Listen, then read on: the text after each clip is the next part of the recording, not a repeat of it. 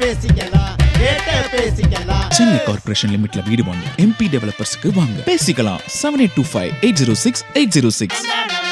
உங்கள் ராஜேந்திரா சேல் கோலாகல March clearance sale March 1 முதல் 31 வரை 60% வரை தள்ளுபடி விலையில் ராஜேந்திராஸ் நேரு வீதி பாண்டிச்சேரி.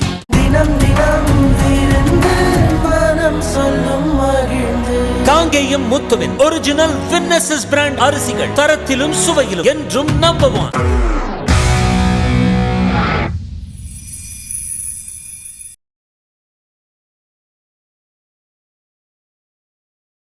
ஒரு வாழ்வியல், ஒரு இயற்கையான ஒரு விஷயம். இப்போ அவர் சார் கேட்ட மாதிரி அதுக்கு ஒரு பதில் நான் சொல்கிறேன். எனக்கு தெரிஞ்சு ஒருத்தர், உங்களுக்கு எல்லாருக்கும் தெரிஞ்சவர் தான், பேர் வேண்டாம், 18 ஆண்டுகள் அவருக்கு குழந்தை இல்லை, 18 வருஷம் கழித்து குழந்தை பிறந்தது. அது எப்போ அவங்களுக்கு அந்த அந்த உயிரணு எப்போ ஜாஸ்தி ஆகுது, எப்போ அது யாருக்கு கம்மியாகும், எப்போ குழந்தை பிறக்கும், அந்த மாதிரி எல்லாம் வர்றதுன்றது ஒரு மிகப்பெரிய இயற்கையினுடைய ஒரு அற்புதம்னு சொல்லணும். அந்த மாதிரி இந்த படத்தில் பார்க்கும் பொழுது அது இயற்கையினுடைய அற்புதம் தான். இதில் நீங்கள் பசுமாட்டுக்கு கூட நீங்கள் எடுத்துக்கலாம். நம்ம ஊர் பக்கம்லாம் பாருங்களேன், இந்த ஊசின்றது இப்போ தான் நம்ம ரொம்ப வருஷத்துக்கு அப்புறம் தான் கேள்விப்படுறோம். அதில் கூட எத்தனை மாடுகள் உடனடியாக சினை பிடிச்சிருது இல்லையா? அந்த மாதிரி அதுக்கும் ஒரு நேரம் காலம் இருக்குது, அதுக்கும் ஒரு எப்போ அமையணும் அப்படிங்கிறது ஒன்று இருக்குது. அந்த மாதிரி இந்த படம் ரொம்ப அதை ஆராய்ந்து, அந்த தரவுகள் எல்லாம் ஆராய்ந்து தான் தம்பி பாஸ்கல் வேதமுத்து பண்ணியிருக்கார் அப்படின்னு நான் நினைக்கிறேன். எனக்கு தெரிஞ்சு இந்த படம் ரொம்ப ஒரு இயற்கையான ஒரு படம், ரொம்ப ஒரு அருமையான ஒரு படம். எனக்கு டைரக்டர்கிட்ட கேட்க வேண்டிய ஒரே ஒரு கேள்வி எனக்கு புரியல. நான் ரமா மேடம்கிட்ட கூட கேட்டேன், அந்த ஃபஸ்ட்டு பையன் யாருடைய குழந்தை?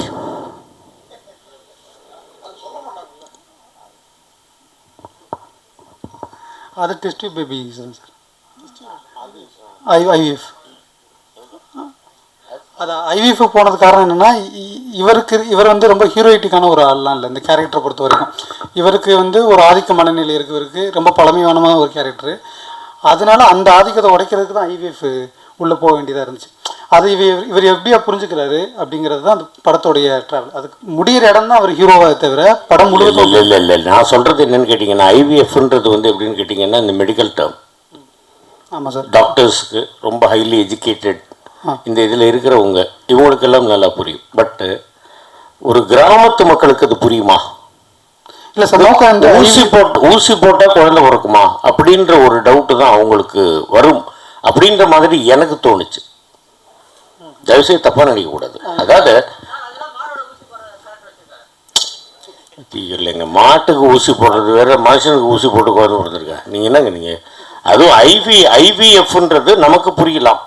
கிராமத்து மக்களுக்கு, படிக்காதவங்களுக்கு, அந்த படிப்பறிவு இல்லாதவர்களுக்கு இது புரியுமா அப்படிங்கிறது நான் நம்ம குழந்தை இல்லாதவங்களுக்கு அது எப்படி உயிர் உருவாகுது அப்படிங்கிறது அந்த கிளாரிட்டி மட்டும்தான் எனக்கு இருக்குது. அது சம்பந்தமாக இது இன்னும் குழந்தை இல்லை அப்படிங்கிறது அது ஒரு விளைவு. 2 பேரும் ஆணும் பெண்ணும் சேர்றாங்க, அதில் தான் குழந்தை உருவானே தவிர இந்த குழந்தை பெற்றுக்கணும் அப்படிங்கிறக்காக உடல் வைக்கிறதோ இல்லை குழந்தை வேணாங்கிறக்காக உடல் வைக்கிறதோ இது எனக்கு இது அந்த கருத்துக்கு நான் எதிரானது. அதனால் எனக்கு தெளிவு என்னென்னா, குழந்தை ஒரு படைப்பு எப்படி உருவாகும் அதுதான் சொல்ல வேண்டியதாக இருந்துச்சு. அதனால் அது மட்டும்தான் பேசணும்னு நினைக்கிறேன். இப்போ ஐவிஎஃப் சம்மந்தமான பல கேள்விகள் இருக்கும், அது தேவையில்லைன்னு நினைக்கிறேன். இந்த கதைக்கு தேவையில்லாதனால அதை நான் அதை தவிர்த்துட்டேன். இல்லை, அது ரொம்ப அருமையான லாஸ்ட்டில் சொன்னது குழந்தை வேணுங்கிறதுக்காக நம்ம இருந்தோம். ஆணும் பெண்ணும் எப்போ சந்தோஷமாக இருக்கிறாங்களோ அப்போ தான் அவங்களுக்குள்ள மூன்றாவதாக ஒரு உயிர் தோணுதுங்கிறதெல்லாம் ரொம்ப ஒரு கவிதைத்துவமான ஒரு விஷயம்.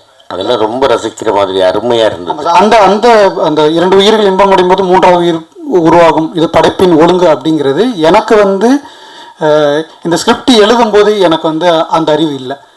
ஏன்னா 2015 போல் என் ஃப்ரெண்டுகிட்ட ஒருத்தட்ட கொடுக்கும்போது அவர் என்னை கேள்வி கேட்டார், கடைசியாக மறுபடியும் கன்சீவ் ஆகிட்டு வெளியில் வராங்களே, அந்த குழந்தை ஐவிஎஃப்க்கு பிறந்ததுங்கிறது சொல்கிறியா இல்லை இயற்கையாக பிறந்துச்சு அப்படின்னு சொல்கிறியான்னு எனக்கு கேட்டார்.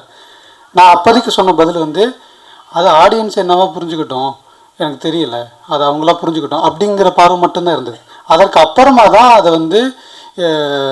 அப்போ நம்ம ஒரு ஸ்டாண்ட் எடுக்க வேண்டியதாக இருக்குது. இப்படி விட்டுறக்கூடாது, நம்ம ஒன்று அது இன்னும் கொஞ்சம் தெளிவாக சொல்லணும் அப்படிங்கிற போது அது சம்மந்தமாக நான் பார்க்கும்போது எனக்கு அண்ணன் செந்தமிழன் வந்து எனக்கு ரொம்ப இன்ஸ்பைர்டு. அவர் நம்மாழ்வார் ஐயா. ஸோ இவங்க இயற்கை சார்ந்தாங்க அந்த கருத்தியெல்லாம் எப்படி வந்து சொல்கிறாங்க அப்படிங்கிறது. ஸோ அப்போ அதிலிருந்து தான் அதை வந்து ஓகே இது இந்த ஸ்டாண்ட் தான் நம்ம எடுக்கணும் அப்படிங்கிறதுனால அது அங்கேருந்து எடுத்துக்கிட்டேன். அதெல்லாம் ரொம்ப அற்புதமாக இருந்தது. அதெல்லாம் வந்து சும்மா படமே வந்து ரொம்ப ஒரு படமாக நாம் இங்கிருந்து பார்க்காமல் அந்த கிராமத்துக்கு ஒருவேளை நான் நடித்தேங்கிறதுக்காக நான் சொல்லலை, பார்க்கும் பொழுதே அந்த கிராமத்துக்குள்ளே போன மாதிரி இருந்தது. அதெல்லாம் ரொம்ப பாராட்ட தகுந்த விஷயம்தான். நீங்கள் எல்லாரும் என்ன சொல்கிறீங்க? எல்லாருக்கும் வணக்கம்.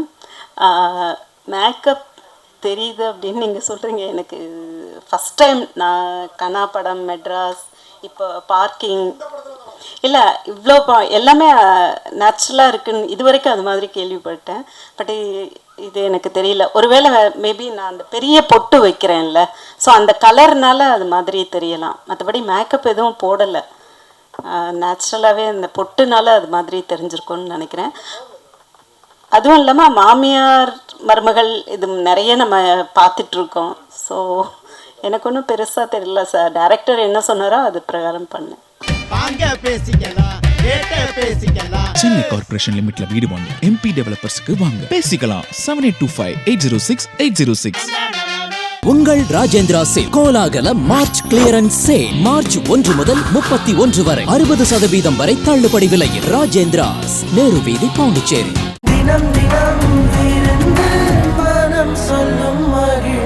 காங்கேயம் முத்துவின் ஒரிஜினல் வின்னசஸ் பிராண்ட் அரிசிகள், தரத்திலும் சுவையிலும் என்றும் நம்பர் 1.